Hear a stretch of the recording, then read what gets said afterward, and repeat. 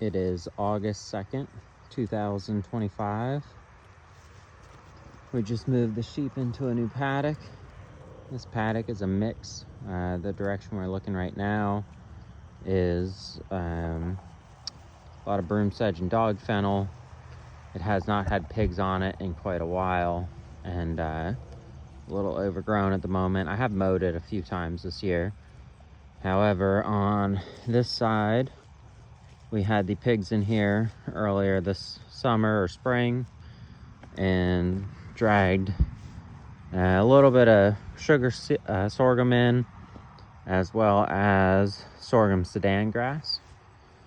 And that's something I would really like to do more of behind the pigs. And it seems like every year it's hard to actually pull it off. Some autumn olive here. The sheep actually really love autumn olive.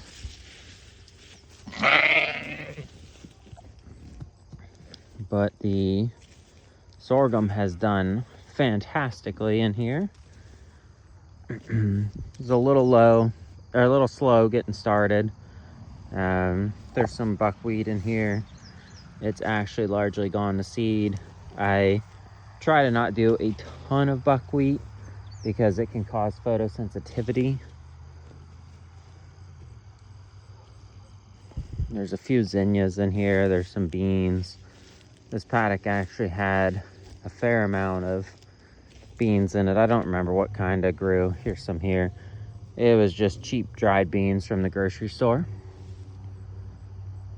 That tall sorghum right there is about 8 or 9 feet tall. It's got quite a head on it.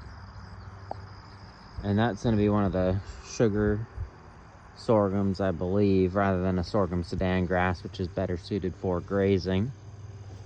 Don't really care at this point. One of the big things is just creating biomass. Here's a volunteer pecan tree. So that's one we'll let grow up. This is one of the normal pig areas, so we're letting that grow up. In 20-ish years, we'll have some pecans for them to eat. On that side, we've got the piglets, the new Idaho pasture piglets, and the 2 sows. We have a litter of 10 currently, all from one of the sows who's not on the fence line at the moment.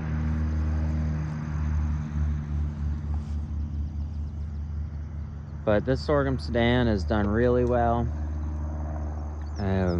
Like I said, I love growing sorghum. I would really like to do more of it and experiment with either mowing or grazing it at an earlier stage and see if we can't get multiple growths out of it.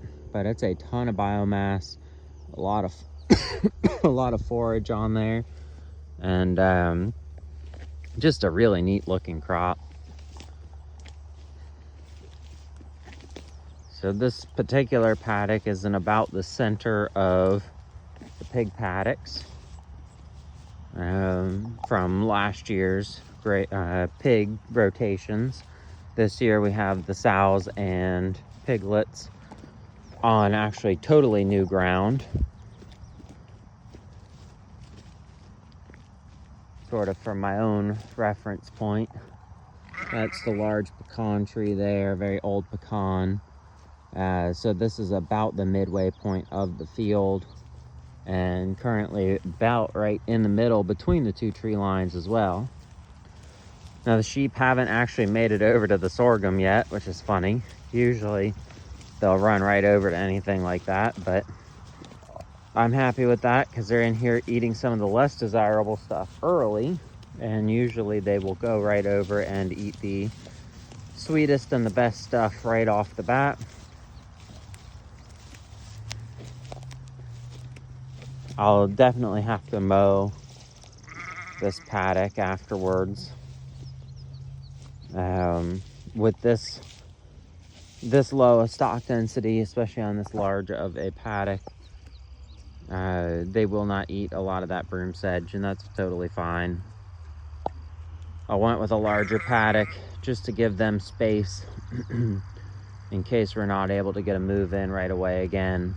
It's been hot and somewhat dry lately, so it gets to be difficult to move the fences. And then with my wife being injured recently, it's been even harder just because I'm trying to get all of everything done.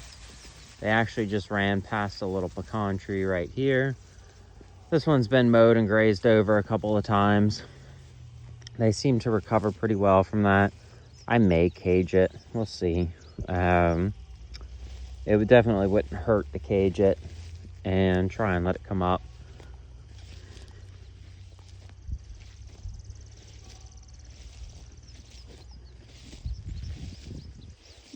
But this area here is fairly undesirable for them. They'll eat it. They'll eat all the low stuff. Those taller broom sedge, they're really not interested in. Doesn't matter how hungry they get. I suppose if we let them get really hungry, they would, but for the level that we let them get, they do not care. They've only been in here maybe 20 minutes. They already hammered that little patch of clover. That's cool. And with them going into a lush vegetation like sorghum, we will put baking soda in here. We typically do place baking soda in their paddocks anyways, free choice. That allows them to use it to adjust the pH of their rumen on a as needed basis, and that helps to prevent bloat. But it's especially important anytime that they're coming into something that's very lush, very green, a lot of clover, anything along those lines. So that's their new paddock.